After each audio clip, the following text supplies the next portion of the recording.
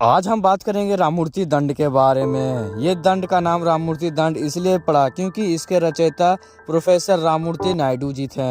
अगर मैं इस दंड का थोड़ा सा भी अगर आपको उदाहरण दूं तो जब राममूर्ति जी को अंग्रेजों ने खाने में विष दे दिया था तो राममूर्ति जी ने इस दंड को 3-4 हजार बार लगाकर उस विष को पचाकर यानी पसीने के द्वारा बाहर निकाल दिए थे। ये ताकत है इस दंड की। और एक बार की बात है, प्रोफेसर जी को एक अंग्रेज ने चैलेंज कर दिया कि अपनी भुजाओं का ताकत दिखाओ। तो प्रोफेसर राममूर्ति जी ने 2 इंजन के जो इंजन होते हैं रेल के इंजन उसको रोककर अपनी भुजाओं का ताकत दिखाए थे। 2 मोटर थे जो कि रेल के इंजन की ताकत के बराबर उनकी ताकत थी। तो 25 घोड़ों की एक मोटर थी। वैसे वैसे 2 मोटर को राममूर्ति जी ने एक हाथ से पकड़ के खींच दिए और अंग्रेज तंग रह गया।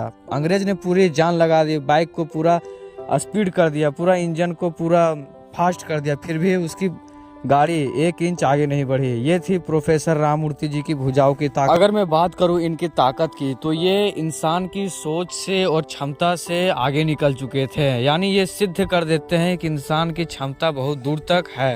एक इंसान एक हाथी को भी उठा के पटक सकता है, लेकिन वो उसको उस विधि से व्यायाम करना होगा जो राममूर्ति जी की विधि है। वो जो रेपिटेशन, जो आजकल के नौजवान रेपिटेशन लगाते हैं 500 1000, वो रेपिटेशन किसी काम का नहीं है। इनकी विधि दूसरी है। ये बिल्कुल भी इनका व्यायाम नहीं है। जो भी इनका व्यायाम है वो बिल्कुल आज के तरीकों से बिल्कुल अलग है। आजकल को जो उछल कूद के वर्कआउट हैं उससे बिल्कुल भी भिन्न है इनका वर्कआउट। अगर कोई बोलता है कि रेपिटेशन वाला ही वर्कआउट राममूर्ति जी क्या करते थे तो ऐसा बिल्कुल भी नहीं है, क्योंकि आजकल जो भी पहलवान है, जो भी रेसलर हैं, जो भी कोई भी कुछ है, तो वो आप देख सकते हैं 1000 1000 5-5 हजार 3-3 हजार रेपिटेशन निकालते जाते हैं। कोई कोई तो 10 हजार भी डेली दंड बैठक करता है।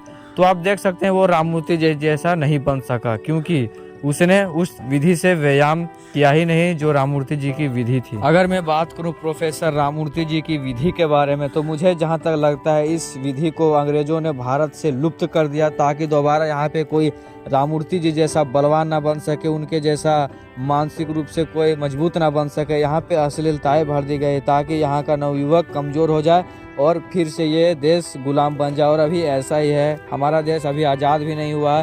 हमारे देश में गोरे अंग्रेजों से तो हमें आज़ादी मिल गई, लेकिन अभी भी काले अंग्रेज और गद्दार इस देश में भरे पड़े हैं, जिससे मुझे लगता है कभी आज़ादी नहीं आ सकती है। तो बात अगर सीधा सीधी मैं अपने टॉपिक पे आता हूँ तो जो उनकी विधि है व्यायाम करने की वो इसी कारण बंद की गई। लेकिन आपको निराश होने की ज़रूरत नहीं है। मैंने उस विधि को लगभग ढूंढ ही निकाला है। तो मैं बहुत रिसर्च किया, मैं बहुत उसके बारे में जानकारी किया, और मैं यहाँ पे कोई कथा किसी से सुन के आपको नहीं बता रहा हूँ, मैं खुद अपना एक्सपीरियंस बता रहा हूँ कि वो कौन सा व्यायाम है। तो सबसे पहले आपको करना है डीप ब्रीथिंग। मुझे पता चला राममूर्ति जी प्राणायाम पे काफ़ी जोर देते थे, तो आपको करना है डीप ब्रीथिंग। यानी आप जितना लंबा गहरा श्वास लेंगे और जितना लंबा श्वास छोड़ेंगे उतना आपको फ़ायदा है। शरीर में ऑक्सीजन का लेवल जितना बढ़ेगा उतना आपको फ़ायदा है। उसके बाद फिर वार्म अप करने के बाद आपको पुशअप पोजीशन में आ जाना है। तो पुशअप कुछ इस प्रकार से करना है जैसा कि आप वीडियो में देख सक रहे हैं। आपको यानी कि रेपिटेशन नहीं लगाना है, आपको 5 ही दंड लगाना है, लेकिन 5 दंड इस प्रकार से होना चाहिए। आपको होल्ड करना है, यानी कि आपको पहले ब्रीथ के साथ वर्कआउट करना है, यानी आपको प्राणायाम के साथ व्यायाम को जोड़ देना है।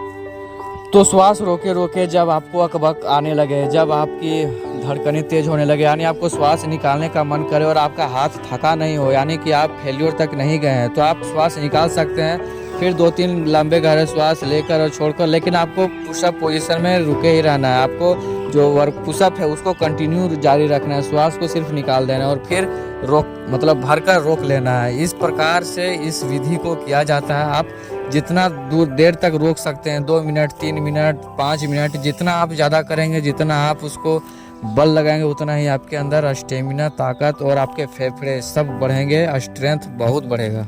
अगर मैं बात करूं आज के समय की व्यायाम की, तो आज के समय का व्यायाम और जो हमारे रियल जो स्ट्रेंथ है जो पहले के समय में हुआ करता था वो चीज़ बिल्कुल भी नहीं है। क्योंकि जो पहले के लोग थे वो 50 किलो की बोरी या फिर 1 क्विंटल की लेकर कितनों ही दूर चले जाते थे। यानी कि जो भी व्यायाम वो करते थे उसमें वो होल्ड ज़्यादा किया करते थे। यानी कि आज के समय में जो अधिकतर करते हैं वो रेपिटेशन करते हैं, यानी वजन उठाया फिर रख दिया, वजन उठाया फिर रख दिया।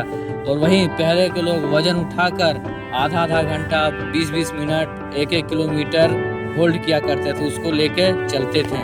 तो मैं देखूं जहाँ तक कि जो भी बल है वो कंटिन्यू, यानी कि जो कंटिन्यू ताकत लगाने से ही आता है। तो आज के समय का व्यायाम बिल्कुल गलत तरीका है व्यायाम करने का। तो जो रियल स्ट्रेंथ है वो, अगर आपके पास वेट नहीं है या फिर आप घर में ही वर्कआउट करते हैं तो आप ऐसे ही कर सकते हैं। आप पुशअप पोजीशन में जितना देर तक होल्ड रहेंगे या स्क्वाट्स में जितना देर तक होल्ड रहेंगे, यानी आपको कंटिन्यू बल लगाना है, तो उस तरह से आपका स्ट्रेंथ और बहुत ज़्यादा गेन होगा। जो रियल लाइफ का जो स्ट्रेंथ है वो उससे गेन होगा।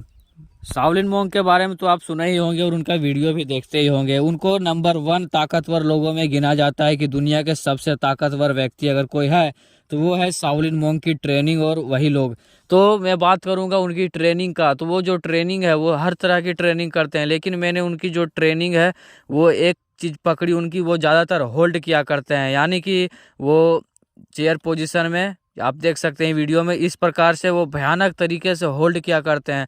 और यही सिद्धांत भी है, इसी से बल बढ़ता है, यानी कि जितना आप बल लगाएंगे जितना आपको दर्द होगा उतना ही आपकी स्ट्रेंथ बढ़ेगी। ताकतवर बनना कोई आम बात नहीं है। आपकी क्या राय है मुझे नीचे कमेंट्स में ज़रूर बताएं। यहाँ तक वीडियो देखने के लिए बहुत बहुत धन्यवाद। फिर मिलेंगे किसी नई वीडियो में, तब तक के लिए जय श्री राम।